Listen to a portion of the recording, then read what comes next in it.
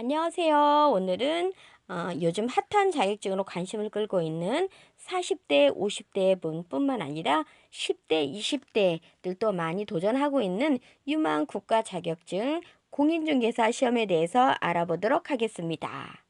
지난주 10월 27일 토요일에 공인중개사 국가 자격 시험 29회가 치러졌는데요. 저도 27회 공인중개사 시험을 합격한 선배로서 시험장 앞에 나가서 시험 보러 들어가는 후배들에게 따뜻한 커피 한 잔도 건네주고 자료도 나눠주고 했어요. 제가 공인중개사 시험에 관심을 갖게 된 계기는 내 나이 50이 되기 전에 노후를 위한 준비로 자격증 하나를 준비해놔야 되겠다. 라는 생각으로 처음 도전하게 되었어요. 마침 같은 직장 동료가 일산의 공인중개사 시험 학원을 등록했다는 얘기를 듣고 관심이 있었던 저는 바로 그 학원에 가서 학원 등록을 했습니다. 그때가 2016년 2월 중순경이었어요. 직장 생활을 하고 있는 저는 낮에는 학원에 갈 수가 없어서 저녁반으로 7시부터 11시까지 강의 신청을 했습니다. 월요일 부동산학 개론, 화요일 공법, 수요일 세법, 공시법, 목요일은 민법, 금요일은 중개사법 이렇게 강의가 이루어졌는데요. 처음 부동산 강의를 듣는 느낌은 한국말인데 부동산 용어가 이해가 안 된다는 거예요. 마치 소련말, 러시아말을 듣고 있는 그런 느낌이 들었어요. 부동산 자격증 시험 1차 과목인 부동산학 개론은 그 내용이 우리 일상생활과 연관된 경제 관련 내용이 많이 나와서 그거는 좀 흥미롭고 재미가 있더라고요. 그런데 민법은 정말 들어도 잘 모르겠는 무조건 외워야 되는 제일 힘든 과목이었던 것 같아요. 그리고 부동산 자격증 시험 2차 과목 부동산 공법은 부동산 실무랑 연관된 내용이 많이 있는데요. 대단락, 그다음에 서브 단락, 서브 단락으로 너무 범위도 넓고 깊이 들어가다 보니까 외울 것도 많고 좀 쉽지가 않더라고요. 그리고 부동산 세법, 공시법도 역시나 내용이 쉽지가 않았어요. 그런데 다행히 공인중개사법은 그래도 제일 점수 따기도 쉽고 알아듣기도 쉽고 외우기도 쉬워서 그나마 좀 공부할 만 하더라고요. 하루 한 과목씩 4시간 정도 강의가 이루어졌고 2달이면 처음부터 끝까지 책 전체를 마스터해 주더라고요. 처음 2달은 알기 쉽게 중요 내용 위주로 강의가 이루어지고 그 다음 2달은 조금 더 깊이 있는 강의, 그 다음 2달은 더욱 깊이 있는 내용으로 이루어졌어요.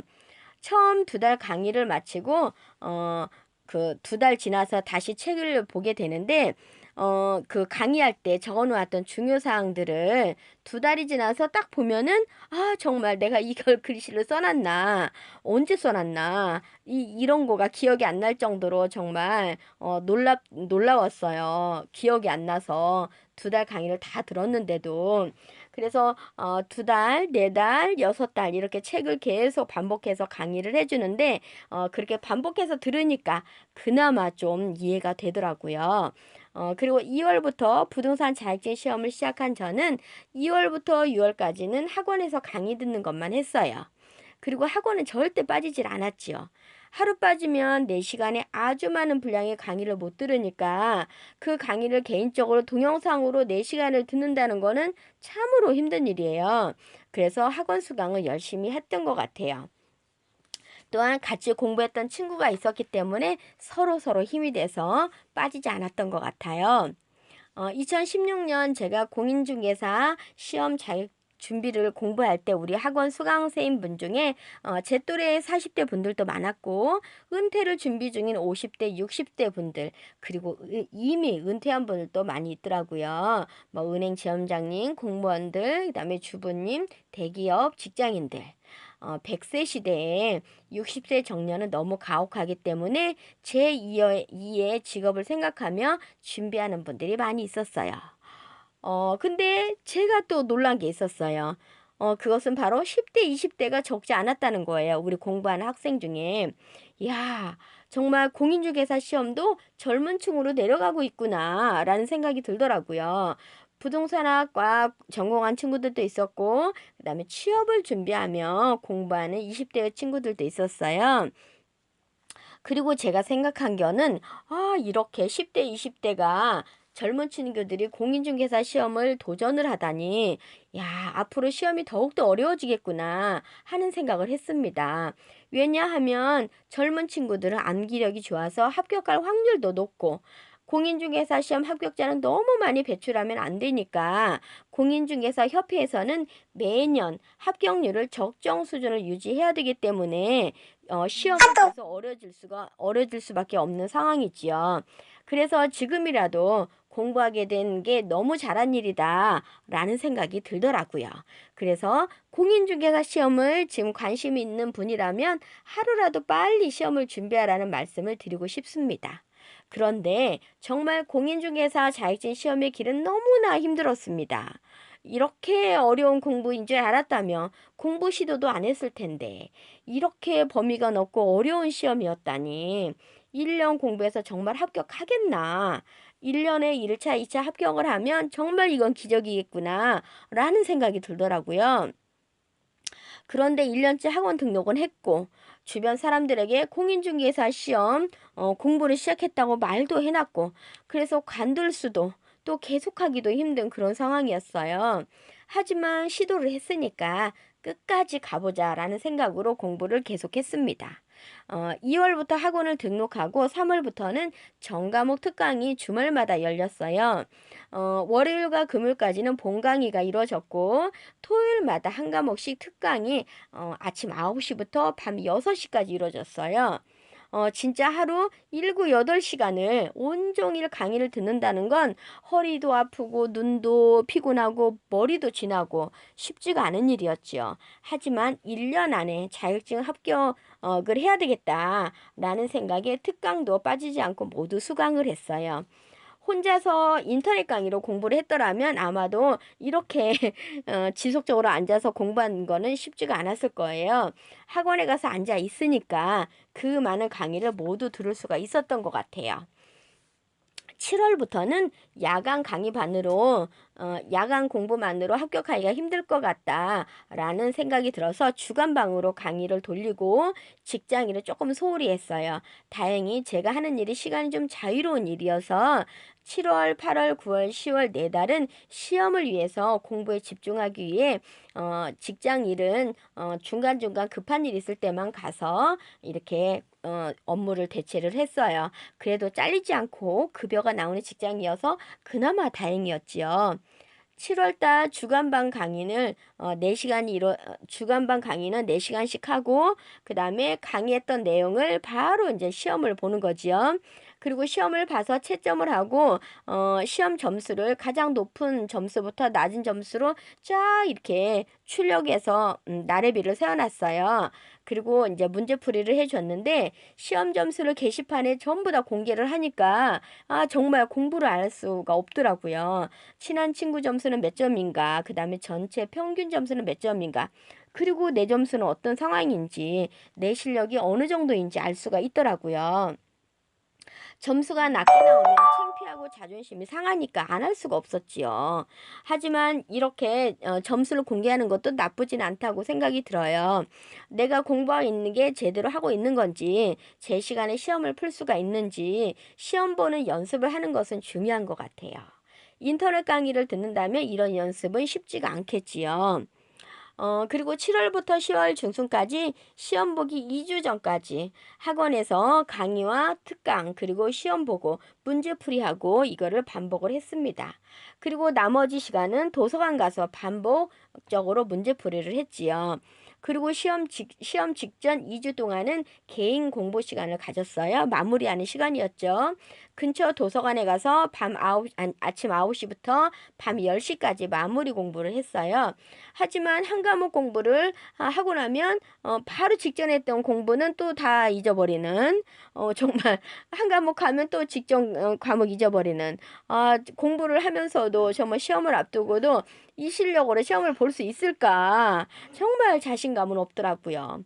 그리고 드디어 시험의 날이 다가왔습니다. 1차 과목 공인중개사 개론과 민법을 보는데 너무 긴장을 했는지 문제가 글씨만 읽어지고 내용은 머리에 안 들어오는 거예요. 정말 절망적이었죠. 청심환을 하나 사가지고 올 것을 잘못했나. 정말 1년 동안 열심히 준비를 했는데 그 실력을 제대로 발휘할 수가 없겠다라는 생각에 마음이 조급해지더라고요. 그런데 마침 물을 가지고 가서 물 한 잔을 마시고 마음을 가다듬고, 그래, 떨어지더라도 문제는 끝까지 풀어보자 라는 생각에 문제가 안 읽어져고 좀 힘들었지만 계속 문제를 읽어하다 보니까 한 15문제쯤 풀다 보니까 문제가 제대로 읽어지고 답이 보이더라고요. 끝까지 다 푼 후에 앞으로 다시 돌아와서 1번 문제를 풀어보니까 그때서야 답이 보이더라고요. 다행히 시간은 부족하지가 않았어요. 시계를 계속 보면서 문제를 풀었기 때문에 시간은 다행히 부족하지가 않았지요. 하지만 모르는 문제가 너무 많이 나와서 합격의 자신감은 없더라고요. 시험 다 보고 나서 떨어졌다라는 생각이 진짜 많이 들었어요. 그래서 중간에 쉬는 시간에 2차 과목 책을 볼 생각도 못하고 그냥 시험 보러 왔으니까 2차 까지 시험 보고 가자. 그냥 편안하게 시험 보자. 라고 2차 시험을 봤는데 역시나 너무나 익숙치 않은 문제가 너무 많이 나왔어요. 처음 보는 문제, 정말 듣도 보도 못한 문제들이 적지 않은 숫자의 문제들이 나왔어요. 학원 다닐 때 교수님들 말씀이 모르는 문제가 많이 나온다. 절대 풀려고 하지 마라. 그냥 모르는 문제는 스킵해라. 아는 문제만 골라서 풀어라. 이 말씀을 했던 게 기억이 났는데 그 말이 딱 맞더라고요. 2차까지 시험을 마치고 확실히 떨어졌다라는 생각에 답안지를 맞춰볼 생각도 못했어요. 공인중개사 시험을 떨어지라고 문제를 냈구나. 어쩜 이렇게 어렵게 내냐. 정말 원망만 들더라고요. 시험을 보고 나오면 많은 학원 사람들이 나와서 1차 답안지를 나누어줘요. 그래서 답안지만 갖고 왔어요. 같이 시험 본 친구들과 식사하고 놀고 한 밤 6시경에 들어가 그래도 답안지를 받아왔으니까 한 맞춰는 보자 해서 맞춰를 봤는데 이게 웬일이에요. 1차가 합격인 거예요. 이럴 수가. 떨어질 줄 알았는데 합격이라니. 와, 그래. 그럼 내년에 2차 준비를 해야 되겠다. 1차 합격을 했으니 생각하면서 2차 답안지를 또 맞춰봤어요. 2차 답안지는 인터넷에 이미 나와 있어요. 답안지가. 그래서 그 인터넷을 보고 그 답안지를 체크해 보니까 또 이게 웬일이에요. 2차도 합격인 거예요. 와, 이게 웬일이에요. 또 우리 친구한테, 같이 본 친구한테 전화해 보니까 역시나 우리 친구도 합격을 한 거예요.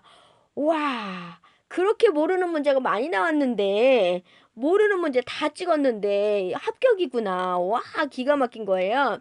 학원에서는 100점을 위해서 100점 맞기 위해서 강의를 해주는 것이 아니라 60점 이상의 합격을 위해서 강의를 해주는구나.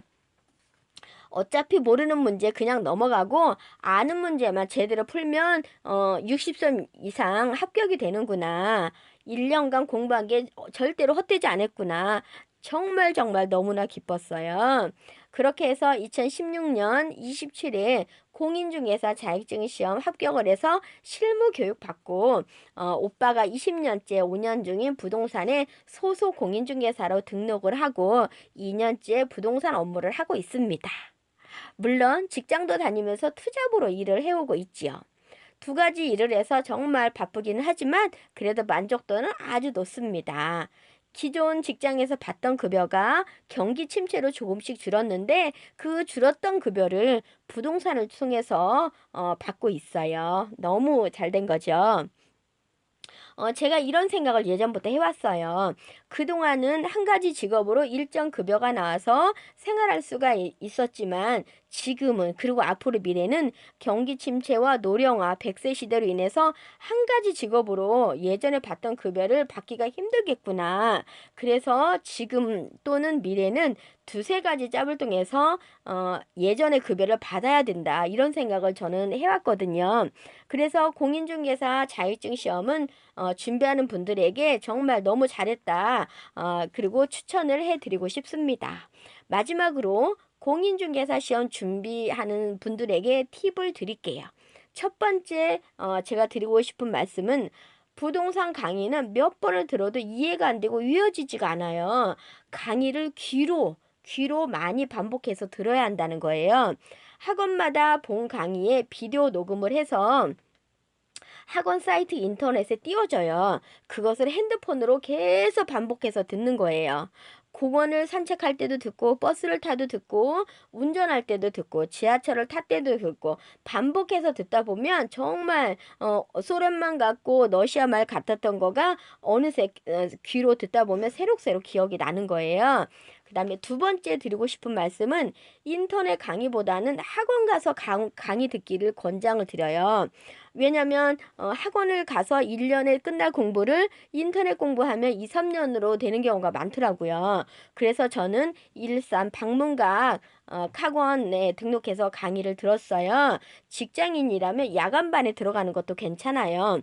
혼자서 날마다 4시간씩을 10달 이상을 듣는다는 거는 정말로 힘들거든요. 그래서 학원 가서 앉아 있기 때문에 그 시간을 온전히 들을 수가 있어요. 만약 인터넷 강의밖에 들을 수가 없다라면 학원을 갈 수 없는 상황이라면 공인중개사 시험을 1차 1년, 그 다음에 2차 1년에서 2년간 공부하는 것을 제가 권해드려요.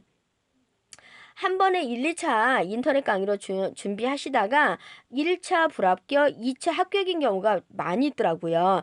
2차 합격은 아무 의미가 없는 거 알고 계시지요? 그 다음에 세 번째 드리고 싶은 말씀은 시험 볼 때 10문제 풀고 10분이 지났는지 20문제 풀고 20분이 지났는지 아니면 60문제를 풀고 60분이 지났는지를 꼭 확인을 해야 돼요. 시간을 잘못 분배해서 제 시간에 답안을 못 쓰고 떨어지는 경우가 많이 있어요. 시간 확인은 꼭 하라는 그 학원 그 교수님들이 아주 귀가 따갑게 얘기를 들었었는데, 같이 제가 시험 볼 때 같은 반 교실에서 제 시간에 답안지를 못 쓰고 내는 분을 제가 3명이나 봤어요. 1년 준비해서 정말 안타까운 일이지요. 그리고 네 번째 드리고 싶은 말씀은 하루 최소 4시간 이상 공부하느라고 앉아있다 보면 평생 겪어보지 못했던 위장병이나 소화불량, 두통, 허리통, 어깨 통증 등이 찾아와요. 그럴 때 정말 이거 정말 큰 병 걸린 거 아닌가 걱정할 수 있어요. 저도 똑같은 경험을 해서 걱정을 했는데요. 학원 교수님이 말씀해 주시더라고요. 그 학원 교수님도 사법고시를 몇 년 준비했던 분인데 공부하면서 그런 질병이 찾아오는데 전혀 놀라지 말라고. 공부하면 생기는 병이라고. 시험 끝나면 언제 그랬냐는 듯이 다 없어진다고. 그래서 그 말씀이 참으로 위로가 되었어요. 저도 2016년 2월에 공부를 시작하고 7월 달에 심한 위장병으로 응급실에 실려를 갔었거든요. 그래서 그 이후로 공부하면서 한의원 가서 침도 맞고 머리 맑아지는 총명탕도 먹고 공진당도 먹고 그렇게 건강 관리하면서 공부를 했어요. 시험을 끝나고 지금은 아주 건강하게 그런 증상이 싹 사라졌지요. 그리고 다섯 번째 드리고 싶은 말씀은 시험 보러 갈 때 준비 사항이에요. 첫 번째 수험표 가져가시고 그 다음에 신분증, 그 다음에 수성펜 가져가시고 그 다음에 요약지, 본인이 또 마무리한 것들 요약지 가져가고 그 다음에 반드시 가져가야 될 게 물하고 시계입니다. 이거는 꼭 제가 권장을 드려요. 준비물 중에서 중요한 것 바로 시계예요, 시계. 대부분 공인중개사 자격 시험 장소가 중학교나 고등학교예요. 근데 그 시계가 교실 맨 앞에 높은 위치에 있어요. 그래서 시력이 안 좋으면 시계가 안 보여요. 그래서 시계를 확인할 수가 없다는 거예요. 그래서 시간 확인을 위해서 계속 또 위를 쳐다봐야 되고 몇 시인가. 그럼 목도 아프고 시간 지나고 그래서 힘들어요. 그래서 책상 위에 수험표하고 나란히 손목시계를 올려놓고 시간 확인을 해야 돼요. 10문제 풀고 10분이 지났는지, 20문제 풀고 20분이 지났는지, 60분을 풀고 60분이 지났는지 이거 꼭 확인을 해야 제 시간에 답안지를 쓰고 나올 수가 있습니다. 그리고 마지막으로 드리고 싶은 말씀은 공인중개사 자격시험은 평생 듣도 보도 못한 모르는 문제가 15% 이상이 나옵니다. 그럴 때 전혀 당황하지 마시고 그 문제를 풀려고도 하지 말고 그냥 지나쳐야 돼요. 그리고 나중에 그 모르는 문제는 다 찍어야 돼요. 모르는 문제 풀려다가 그냥 시간 가버려요. 아는 문제만 찾아서 풀어야 돼요. 합격 점수는 60점이면 되니까 모든 문제 풀려다가 시간 초과로 답안도 못 쓰는 떨어지는 경우가 많이 있습니다. 긴 시간 동안 저의 공인중개사 합격 수기를 말씀드렸는데요. 끝까지 들어주셔서 너무나 감사합니다. 여러분들의 공인중개사 자격 합격을 기원합니다. 화이팅입니다. 여러분들의 구독과 공감은 저에게 큰 힘이 됩니다.